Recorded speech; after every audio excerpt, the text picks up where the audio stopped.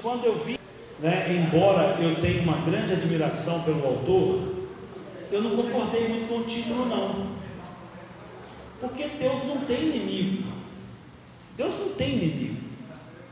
mas eu entendo o que o autor realmente descreve no livro. E quando alguém mexe com o nosso filho, mexeu com quem? Mexeu com nós. Então torna-se inimigo de Deus, porque quando alguém nos toca, Deus sai em nosso favor. Nosso Deus peleja por nós, Queridos, abra aí em Juízes 6. Juízes 6. Eu confesso para vocês que eu tive muita dificuldade de resumir esse último capítulo. Esse último capítulo ele é bem mais denso, bem mais conteúdo, e eu não gostaria de estender muito não. Eu gostaria realmente da gente ter uma palavra balanceada, abundante, cheia de salvação para a nossa vida, de guarita para a nossa alma. Amém? Juízes 6. Queridos, eu vou ler todo o capítulo 6. Embora a minha tradução não seja igual à sua, eu convido você a ficar com a sua Bíblia aberta, permanecer com a sua Bíblia aberta. Vigia, irmão. Vigia aí, queridos. Então, irmãos, vamos fazer a leitura da palavra. Ela é extensa. Eu convido você a realmente prestar atenção. Com certeza vai avivar alguma coisa que a gente já sabia, mas é importante que a gente traga à nossa mente a palavra. Amém? 6:1. Juízes 6, versículo 1. Os filhos de Israel fizeram o que era mal aos olhos do Senhor, e por isso o Senhor os entregou nas mãos dos midianitas durante 7 anos. Os midianitas prevaleceram contra Israel, e por causa dos midianitas, os filhos de Israel fizeram para si as covas que estão nos montes, as cavernas e as fortificações. Versículo 3. Porque cada vez que os israelitas semeavam, os midianitas, os amalequitas e os povos do Oriente os atacavam, acampavam em Israel, destruindo os produtos da terra até a vizinhança de Gaza, e não deixava em Israel sustento algum, nem ovelha, nem boi, nem jumentos, pois vinham com o seu gado e as suas tendas como uma nuvem de gafanhoto. Eram tantos que não se podiam contar, nem a eles, nem aos seus camelos, e entravam na terra para destruir. Versículo 6. Assim Israel ficou muito debilitado com a presença dos midianitas. Então os filhos de Israel clamaram ao Senhor. Quando os filhos de Israel clamaram ao Senhor por causa dos midianitas, o Senhor lhes enviou profetas que lhe disse: assim diz o Senhor, Deus de Israel: eu tirei vocês do Egito, da casa da servidão. Eu os livrarei das mãos dos egípcios e das mãos de todos os opressores. Eu os expulsarei e dei a vocês a terra deles. E disse: eu sou o Senhor, o Deus de vocês. Não adorem os deuses dos amorreus, em cuja terra vocês estão morando, mas vocês não deram ouvido à minha voz. Versículo 11. Então o anjo do Senhor veio e sentou-se debaixo do carvalho que está em Ofra, que pertencia a Joás, da família de Abiezer. Gideão, filho de Joás, estava malhando o trigo no lagar, para o pôr a salvo dos midianitas. Então o anjo do Senhor lhe apareceu e lhe disse: ó Senhor, o Senhor está com você, homem valente. Gideão respondeu: Ah, meu Senhor, se o Senhor Deus está conosco, por que nos aconteceu tudo isto? E de onde estão todas as suas maravilhas que os pais nos contaram? Eles disseram: O Senhor nos tirou do Egito, porém agora o Senhor nos abandonou e nos entregou nas mãos dos midianitas. Então o Senhor se virou para Gideão e disse: Vá nessa força que você tem e livre Israel das mãos dos midianitas. Não é verdade que eu estou enviando você? Gideão respondeu: Ah, meu Senhor, como livrarei Israel? Eis que a minha família é a mais pobre em Manassés, eu sou o menor na casa de meu pai. Mas o Senhor disse: Já que eu estou ao seu lado, você derrotará os midianitas, como se fosse um só homem. Gideão respondeu: Se de fato encontrei favor aos teus olhos, dá-me um sinal de que és tu, Senhor, que estás falando comigo. Peço-te que não te afastes daqui, até que eu volte e traga a minha oferta e a coloque diante de ti. Ele respondeu: Eu esperarei que você volte. Gideão entrou em casa, preparou um cabrito e fez pães em fermento com 20 litros de farinha. Pôs a carne num cesto e caldo numa panela. Depois trouxe tudo até debaixo do carvalho e entregou ao anjo.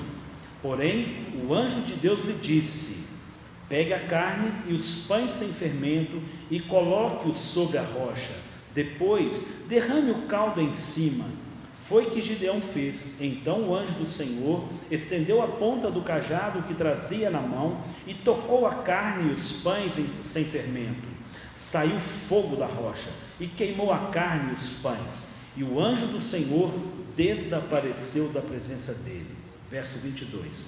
Quando Gideão viu que era o anjo do Senhor, disse: Ai de mim, Senhor Deus, pois vi o anjo do Senhor face a face. Mas o Senhor lhe disse: Que a paz esteja com você, não tenha medo, você não morrerá. Então Gideão edificou ali um altar ao Senhor e lhe deu o nome: O Senhor é paz. Até o dia de hoje, este altar está em Ofra, que pertence à família de Abiezer. Naquela mesma noite, o Senhor disse a Gideão: Leve o touro que pertence a seu pai, a saber, o segundo touro de 7 anos, e derrube o altar de Baal, que é de seu pai, e corte o poste da deusa Acera, que está junto ao altar, no alto deste lugar, fortificado. Faça para o Senhor seu Deus um altar em camadas de pedra. Depois pegue o segundo touro e ofereça um holocausto com a lenha do postes da deusa Acera, que você irá cortar. Então Gideão levou 10 homens dos seus servos e fez como o Senhor lhe havia falado.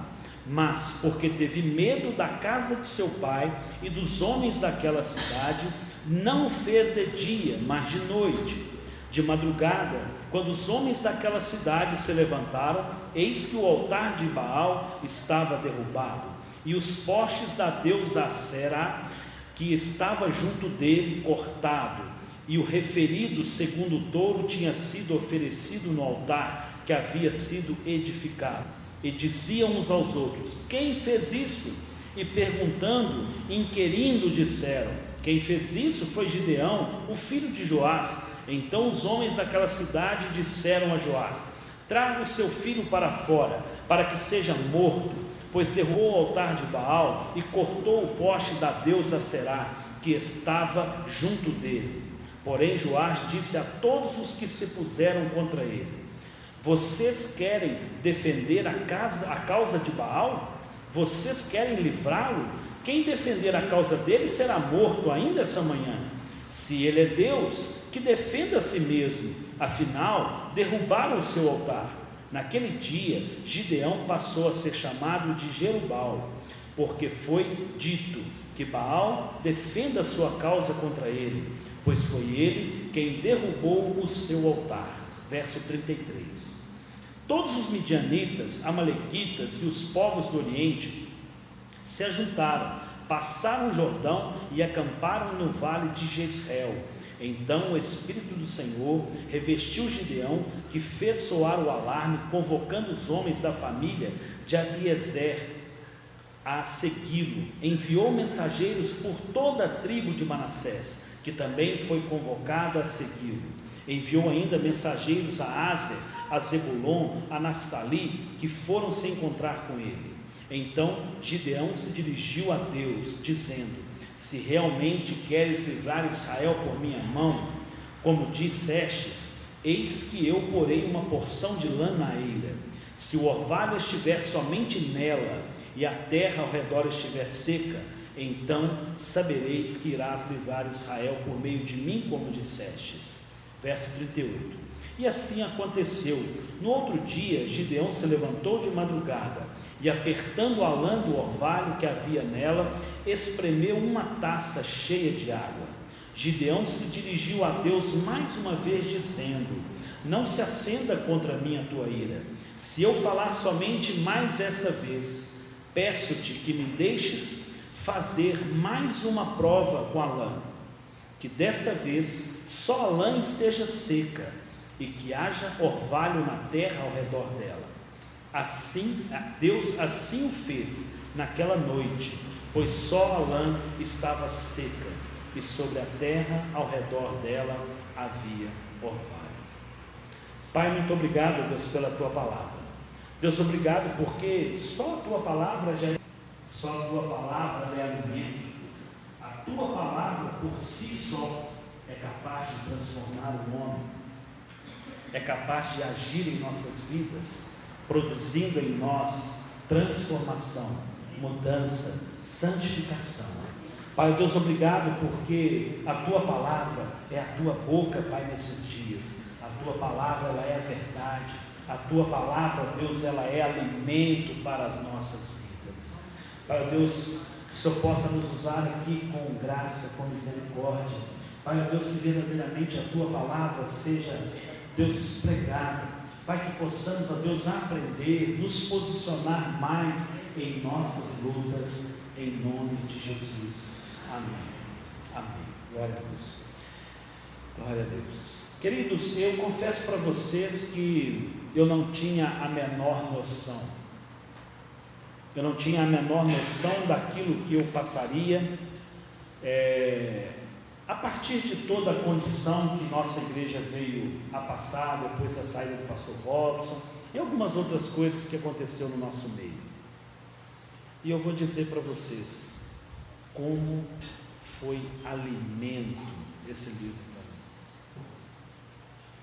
Como o agir de Deus pela palavra, não pelo livro, as mensagens em cada sequência, elas foram sendo firmamento para minhas pernas. E eu gostaria muito que quem for contemplado com esse livro não guardasse. Não guardasse. Quem escreveu esse livro foi realmente inspirado pelo Espírito Santo. E você vai ver que ele vai se aplicar em toda a sua vida, em toda a sua área. Eu referi à igreja, mas eu refiro à minha vida particular, à minha condição profissional, à minha família, em todas as áreas da minha vida. Foi um maná, foi realmente um pão do céu para a minha vida. E eu peço a Deus que ela realmente seja na sua vida. E que você multiplique com muito favor, que você possa compartilhar esse livro para alguém que interessar ler. Queridos, nós conhecemos bastante aqui a história de Gideão, né? Não é uma história nova, não tem nada de novo nisso, mas a história aqui do povo de Deus com Midian, que era o povo que estava assolando o povo de Israel, ela traz aqui grandes ensinamentos. Nós falamos sobre vários inimigos, nas últimas quintas-feiras. Talvez tenha sido um pouco maçante para alguns, talvez, mas eu, para mim, tenho com muita tranquilidade que foi maná, foi cuidado de Deus em toda etapa. Midian é um inimigo que é ladrão das nossas colheitas. Sabe aquilo que você está plantando na sua vida e espera alcançar? Ele vem e rouba. É o inimigo que te permite plantar, e na hora que está na hora de você colher, ele vem, te toma e arranca. Eu queria que você avaliasse, que você se colocasse nessa condição do povo de Israel. Aquilo que você tem plantado, aquilo que você tem trabalhado para você edificar, e você não tem visto o fruto, você não tem colhido aquilo que você tem apresentado diante do Senhor, aquilo que você tem realmente esperado e não tem visto o resultado. Então Midian é um inimigo ladrão de nossas colheitas, rouba os nossos resultados, atuam com organização. Nós lemos aí que ele faz alianças com outros inimigos, Amaleque, Felístia e Assíria.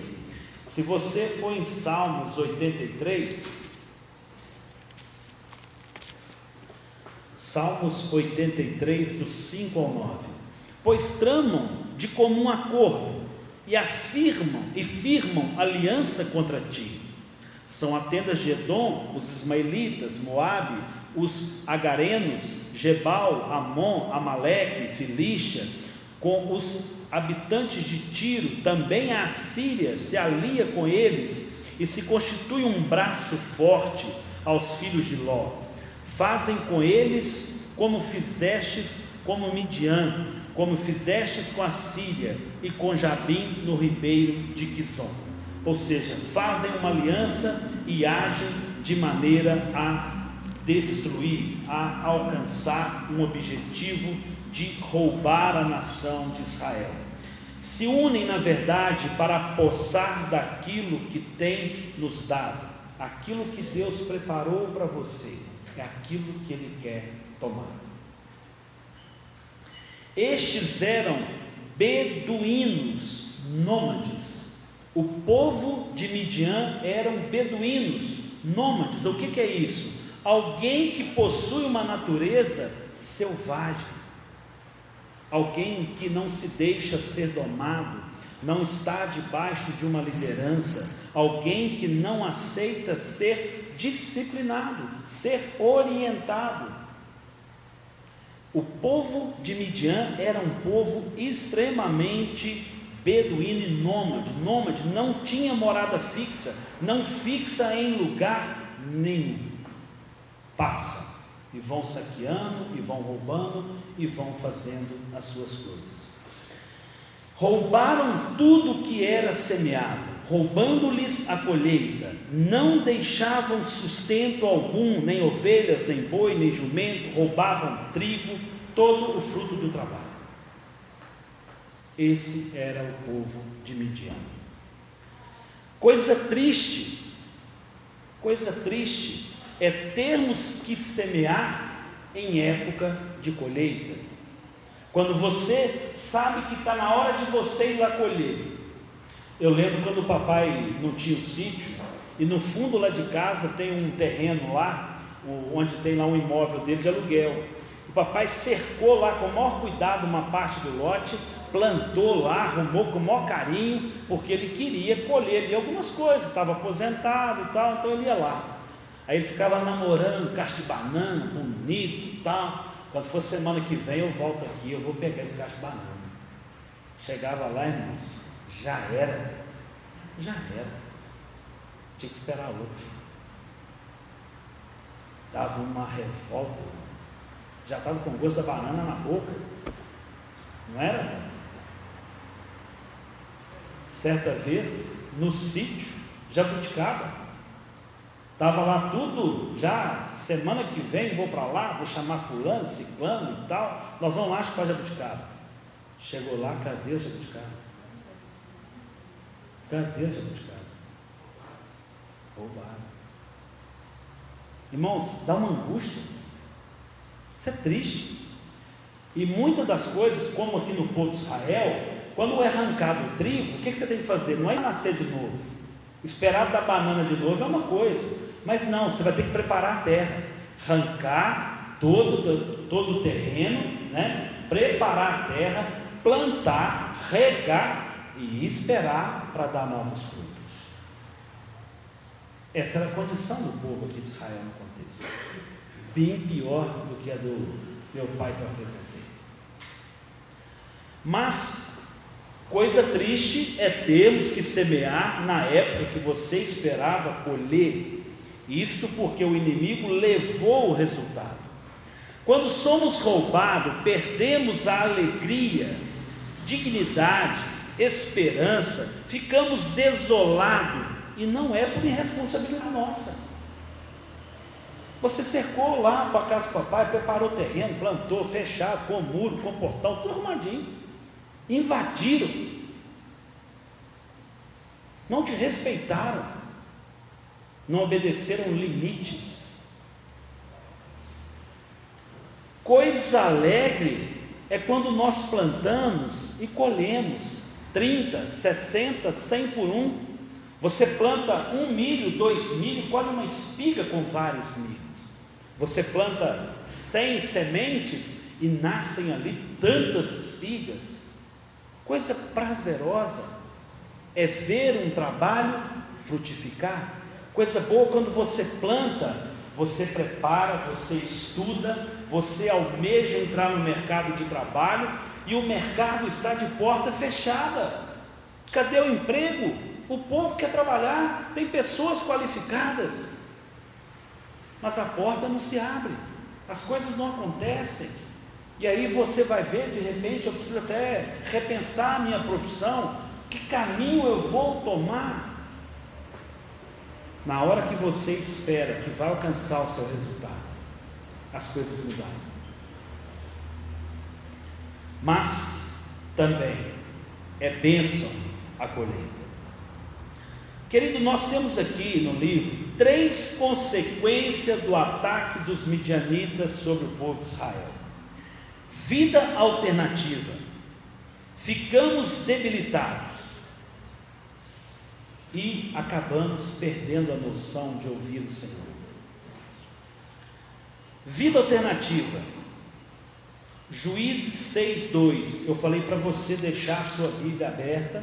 Juízes 6:2. Os midianitas prevaleceram contra Israel, e por causa dos midianitas, os filhos de Israel fizeram para si covas que estão nos montes, as cavernas e as fortificações.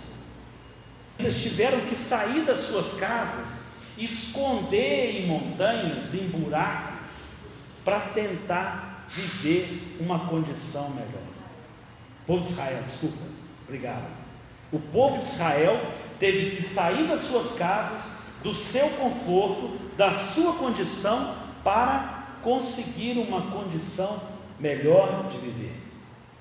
Ou seja, há uma condição de ter que buscar uma vida alternativa. Juízes 6:6. Assim Israel ficou muito debilitado com a presença dos midianitas. Então os filhos de Israel clamaram ao Senhor. A presença e o saque constante, você planta, vem rouba, você planta, vem rouba, aquela condição de você estar ali esperando, a expectativa que tudo funcione, que tudo ali que você plantou, que você idealizou, que você trabalhou, dê fruto. De tanto aquilo ser desfeito, roubado, gera na condição das pessoas uma condição de se sentir debilitado. Não vou fazer mais não, vou plantar. Essa é uma condição, é uma das consequências dos midianitas. Uma vez que você deixou de viver como você esperava, de estar na sua casa, na sua condição, na sua tribo, no seu jeito, no seu trabalho que você esperava, e também ficou debilitado, isso começa a gerar uma condição de não conseguir mais ouvir Deus. 6:10. E disse: eu sou o Senhor, o Deus de vocês. Não adorem os deuses dos amorreus, em cuja terra vocês estão morando. Mas vocês não deram ouvidos à minha voz. Ou seja, Deus está falando assim: olha, vocês pararam de me ouvir. Não para de ouvir o Senhor. Vocês têm que ouvir o Senhor. Escuta o Senhor. O Senhor está falando. Ouve ao Senhor. Escutar. Mas isso é consequência. Veja que primeiro a gente é obrigado a criar uma vida alternativa, ficamos debilitados e em consequência paramos de ouvir o Senhor. São algo que foi acontecendo, sendo produzido. Não destes ouvido à voz do Senhor no meio do caos, circunstância em que estamos abalados emocionalmente. Mas Deus nunca deixou de falar. Deus nunca deixa de falar. Podemos estar no caos, Deus não deixa de falar. Lembra da mensagem de domingo, que Deus voltou o dia 5 horas, pelo simples fato de: olha, está vendo que eu estou com você? Está vendo que eu estou com você? Ezequias, você está entendendo que eu estou com você? O que você quer que eu faça? Rega a sombra para cá 5 horas ou rega a sombra para lá 5 horas? O que você quer? Eu te mostro. Deus nunca deixou de falar com o homem, nunca. Gideão, neste contexto, representa a nossa fé. Gideão, ele vai tipificar, ou ele vai trazer uma condição da nossa fé. Nós precisamos estar atentos e percebendo. Versículo 11: então o anjo do Senhor veio e assentou-se debaixo do carvalho que está em Ofra, que pertencia a Joás, da família de Abiezer. Gideão, filho de Joás, estava malhando o trigo no lagar, para o pôr a salvo dos midianitas. O que isso representa? O que é malhar o trigo no lagar? O trigo se malha, você bate ele, tira ali as cascas da semente. Não é no lagar. Lagar, você espreme a uva, espreme a azeitona para fazer o azeite. Via de regra, você bate o trigo em local aberto, junta aquela palha toda e taca fogo naquilo, acaba com aquilo. Você não vai fazer isso num lugar fechado, geralmente como é o lagar. Então, ou seja, aqui Gideão está fazendo uma coisa certa no lugar errado para conseguir se proteger dos midianitas. Está vendo que uma das consequências é buscar uma vida alternativa? A condição faz com que a gente busque uma vida alternativa.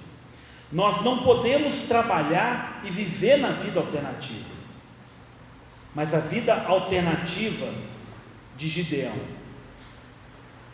moveu o coração de Deus. Moveu o coração de Deus.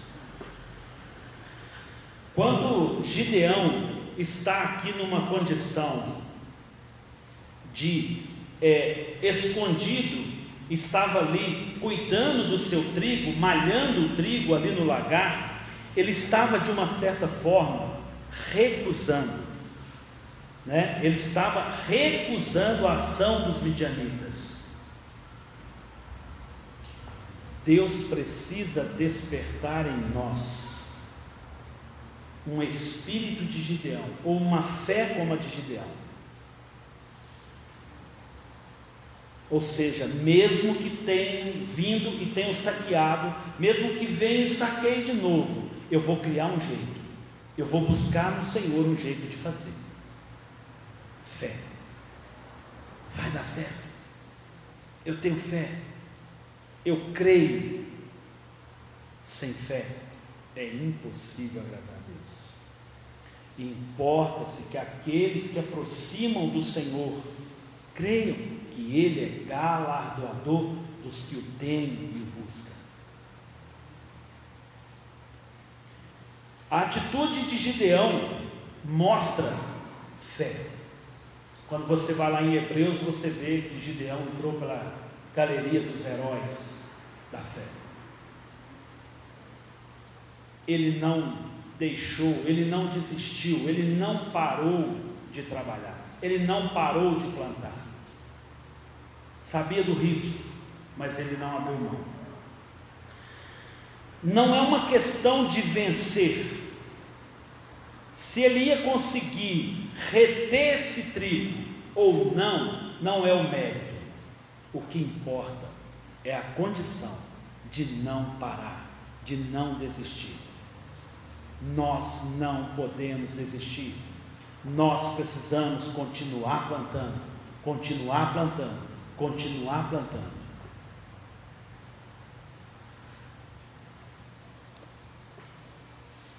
Queridos, eu estava preparando a mensagem, trazendo o contexto do livro em forma de mensagem.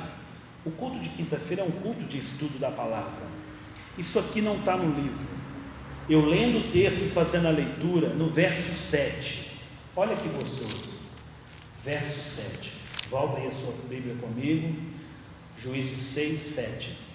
Quando os filhos de Israel clamaram ao Senhor por causa de Midianita, verso 8, o Senhor lhes enviou um profeta. Quando nós, igreja do Senhor, clamamos, Deus levanta homens. Deus levanta cada um de nós, para cada um de nós produzir e fazer. Mas falta, sabe por quê? Deus levanta homens. Deus mexe no nosso coração. Deus trabalha e desperta em nós um espírito inabalável. Porque quando clamamos, Deus levanta profetas, homens dispostos a trabalhar. Mas não parou não. Mas quando o povo não se esmorece, não se abate, recusa ceder os midianistas, e permanecem na presença do Senhor, a presença do Senhor é real. Verso 11: então o anjo do Senhor veio e assentou-se debaixo do carvalho que está em Ofra, que pertencia a Joás, a família de Abiezer. Gideão, filho de Joás, estava malhando o trigo no lagar para o pôr a salvo dos midianitas.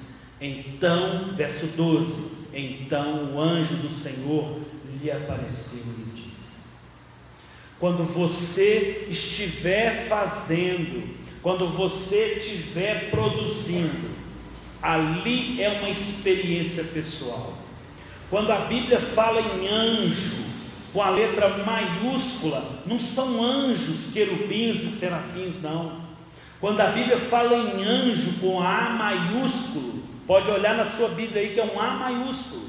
Se ela não for um A maiúsculo, você pode descartar essa Bíblia hoje e comprar outra, porque esse aí é o próprio Jesus. Chegou para Gideão, homem bom e valente, valoroso, homem corajoso, homem de fé. Você está aqui malhando trigo, você não desistiu, você permanece, você está firme.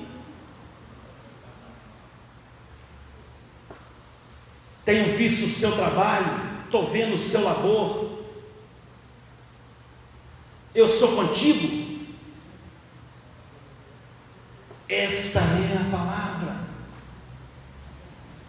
Gideão tocou o coração do Senhor pela sua atitude. Ele não parou, ele não se esmoreceu, ele não deixou fraquejar. Isso é Bíblia, querido. Isso é Bíblia. Está aí. Quando nós oramos, Deus levanta pessoas, profetas. Deus age no nosso meio. Deus transforma. Mas quando cada um de nós fazemos aquilo que Deus tem confiado, o próprio Deus se achega a nós. O próprio Deus reconhece você e vai falar com você, indivíduo, homem bom, valente, corajoso. Estou contigo? Estou contigo.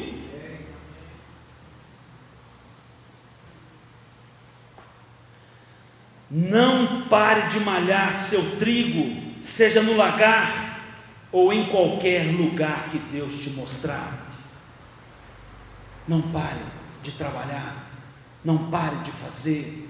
O que você tem buscado na sua vida pessoal? O que você tem feito? Não pare, não pare. Deus está vendo, Deus é contigo. O que nós temos feito para atrair a presença do Senhor? Na nossa terça-feira, na nossa célula, Edmeia trouxe um quebra-gelo. Ela trouxe a mensagem, fez o quebra-gelo, e ela levou uma gominha, dessas gominhas normal, amarela, de prender dinheiro, e ali nós colocamos ali na mão, né? Colocamos na mão. E ali foi um embate terrível, porque era uma brincadeira. Toda vez que a gente reclama, você tinha que mudar a gominha de braço. E impressionante, na célula, durante a célula, vou contar o testemunho. Vira a gominha de braço. Primeiro você murmurou. Gente, quantas vezes? Várias. Nós sabemos que Deus faz. Até para contar um testemunho a gente murmura. Misericórdia, irmãos. Foi muito legal. Foi muito legal a célula. Mas aí eu me pergunto, o que eu estou fazendo, o que eu tenho feito para atrair a presença de Deus?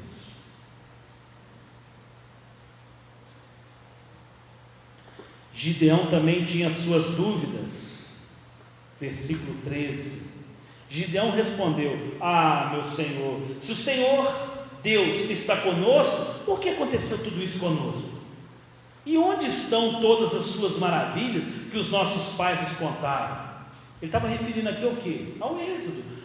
Porque veio coluna de fogo, veio a presença do Senhor, Shekinah de Deus, coluna de fogo, veio a nuvem protegendo do sol, o nosso chinelo não gastava, a nossa roupa não gastava. Eles cresceram ouvindo isso, e aqui Gideão está falando: Senhor, se tudo aquilo que os nossos pais nos contaram, e eles foram realmente contemplados com tudo isso, por que nós estamos passando essa condição?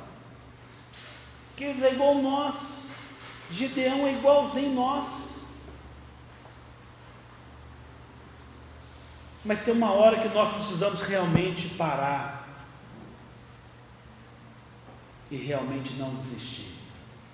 Precisamos continuar malhando o trigo. Precisamos continuar malhando o trigo. Porque estamos passando por isso? Porque essas coisas nos acontecem? Eu achei que quando eu me convertesse, a minha vida ia me convertir, entreguei para Jesus, esse trem tá bom não. Para que sair do Egito? Puxa vida, o Egito é tão bom. Estava tão feliz como eram as coisas. Em 2 Coríntios 12:10, quando somos fracos, aí é que somos fortes. Quando somos fracos, aí é que somos fortes. Gideão, embora estava firme trabalhando, Ele apresentou as suas lutas, as suas dúvidas, os seus medos, os seus anseios diante do Senhor, mas ele não parou de malhar o trigo, ele não parou de plantar, ele não perdeu a esperança, ele não perdeu a fé. Não paremos de semear, vai nessa tua força, força da sinceridade, força da verdade. Deus ouviu do coração de Gideão e fez o que era do coração de Deus. Deus agiu na vida de Gideão, mas Deus viu o coração de Gideão. Fazer para Deus requer sacrifício, vida no altar. Queridos, numa época de fome, numa época de luta, onde tudo que se trabalhava era roubado, Gideão ofereceu cabrito, bolos, pães de farinha, carne no cesto, caldo de carne na panela, pôs tudo ali no altar do Senhor. Eu fiquei imaginando a cena. Gideão não tinha isso pronto. Gideão se colocou na condição de ofertar ao Senhor, de apresentar no altar do Senhor. Jesus, o Senhor fica aqui. Se o Senhor falou comigo, eu vou preparar aqui um altar. Vou preparar para o Senhor. Ele foi lá, saiu, preparou, arrumou um cabrito, fez bolo, pães de farinha, carne no cesto, caldo de carne na panela. Foi lá, preparou tudo. Será que ele gastou meia hora? 1 hora? 2? Não sei, o texto não fala. Mas a verdade é que ele saiu a preparar. Ele pegou muita coisa para quem estava realmente numa época de tremenda fome. 7 anos que os midianitas roubavam todo o fruto de trabalho. Quem sabe o que é ficar desempregado 1 ano? Imagina o que é 7 anos sem provisão.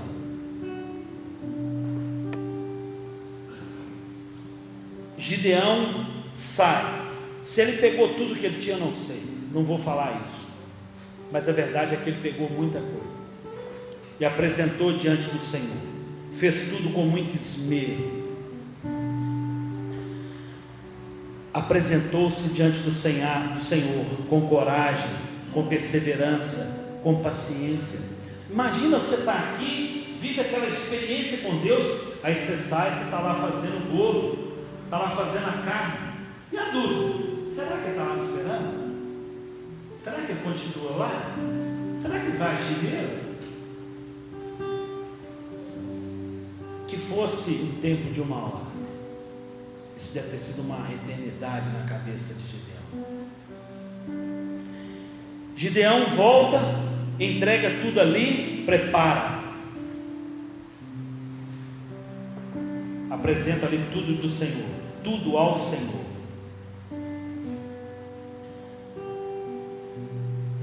Versículo 18: peço que não te afastes daqui até que eu volte e traga a minha oferta e coloque diante de ti. Queridos, o Senhor está esperando. Lucas, o Senhor está esperando você entregar a oferta ao Senhor. Manu, o Senhor está esperando você entregar a sua oferta. Eu não estou falando de dinheiro. Geraldo, o Senhor está esperando você entregar ao Senhor a sua oferta. Não estou falando de dinheiro. Zé Maria, o Senhor está te esperando. Ele é paciente. Ele é paciente. Ele está te esperando. Há uma condição de nós nos apresentarmos diante do Senhor.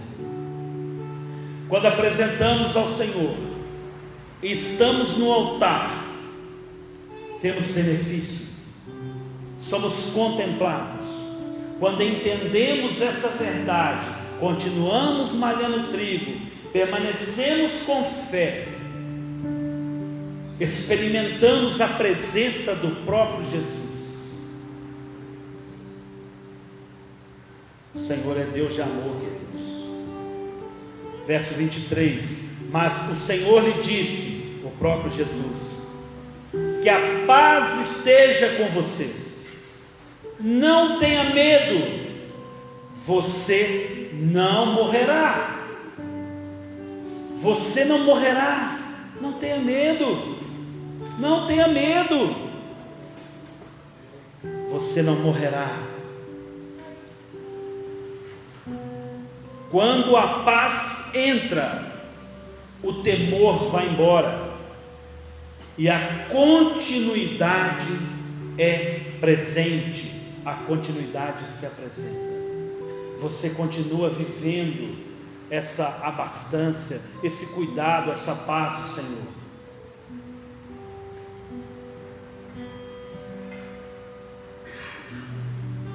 Quando teremos vitória? Quando teremos vitória sobre esse inimigo que nos saqueia?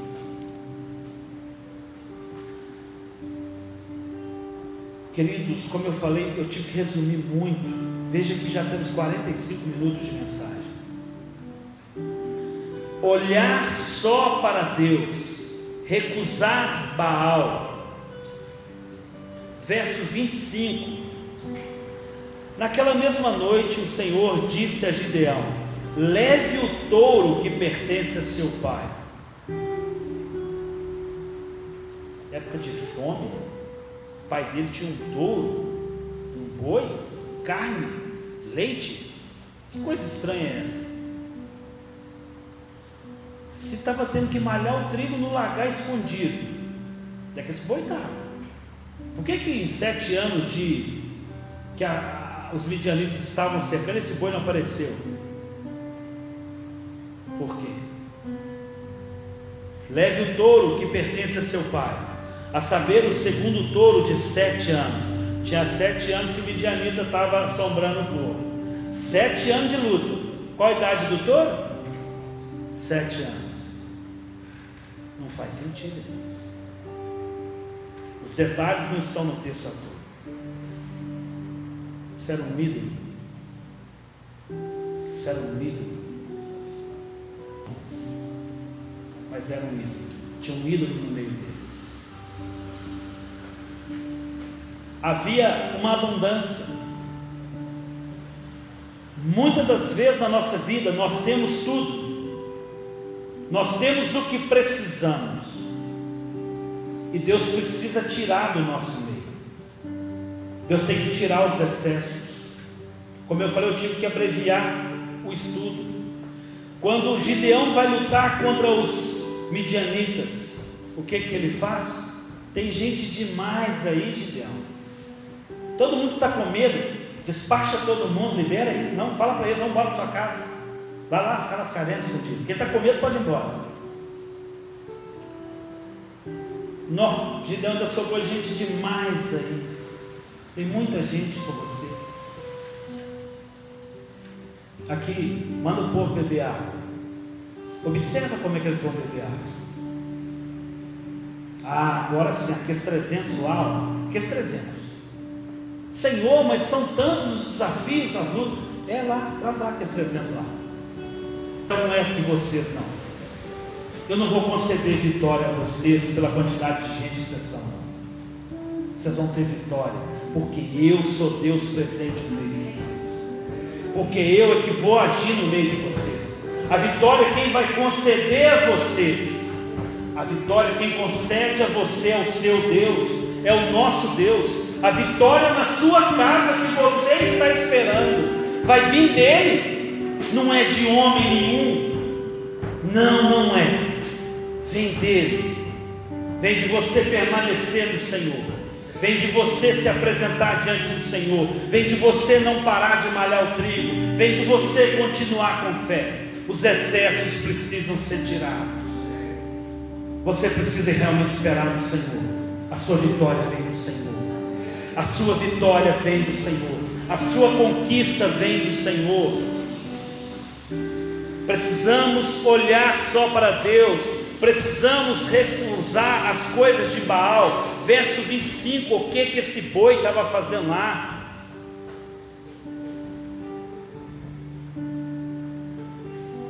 Segunda condição para a nossa vitória: experiências pessoais. Alain, a nossa experiência pessoal. Qual a experiência que você tem tido com o Senhor? Não é colocar Deus à prova, mas você ter um diálogo com o Senhor e ver que o Senhor está te mostrando, que o Senhor está te falando, que Ele está te revelando. Deus fala de muitas maneiras. Deus fala quando você abre a sua Bíblia, Deus fala com o irmão que está do seu lado, Deus fala na mensagem ministrada, Deus pode usar alguém lá fora, até um ímpio, para poder revelar os projetos de Deus para a sua vida.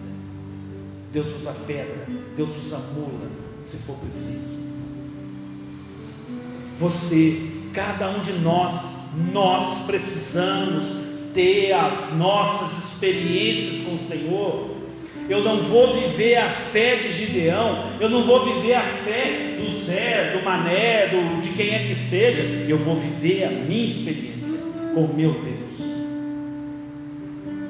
Eu vou viver a minha experiência com Deus. Já falei, tirar os excessos, que era a terceira. A quarta, altar verdadeiro ao Senhor. Apresentar ao Senhor tudo que você colher, reconhecer ao Senhor, por menor que seja. Não vem da sua capacidade, vem do Senhor. Vem do Senhor. Feche os seus olhos. Pai santo, santo é o teu nome. Pai, nós agradecemos ao Senhor pela tua palavra, agradecemos ao Senhor porque o Senhor é Deus maravilhoso, o Senhor é Deus que tem conduzido o seu povo, o Senhor é Deus que se revela ao seu povo, o Senhor é Deus que age no meio do povo, o Senhor é Deus que age individualmente no meio do povo, o Senhor é um Deus que tem prazer em se revelar de várias maneiras, seja de uma forma da seca, da lã molhada, mas Deus se revela individualmente no nosso meio, em nosso favor. Pai, muito obrigado porque o Senhor é maravilhoso. Obrigado porque o Senhor, Pai, tem cuidado da tua igreja. Pai, santo, santo é o teu nome, Jesus. Querido, fique de pé nesse lugar. Aleluia. Gideão ficou ali malhando trigo no lagar.